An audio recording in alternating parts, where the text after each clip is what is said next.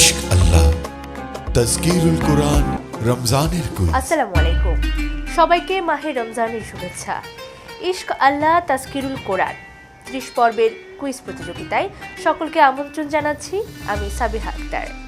বন্ধুরা, এবারে জানিয়ে দিচ্ছি কুইজ প্রতিযোগিতায় অংশগ্রহণের নিয়ম। অংশগ্রহণকারীকে অবশ্যই ইশক আল্লাহর ফেসবুক পেজে লাইক ফলো দিয়ে যুক্ত থাকতে হবে। যারা এখনো যুক্ত হননি, এখনই যুক্ত হয়ে নিতে পারেন।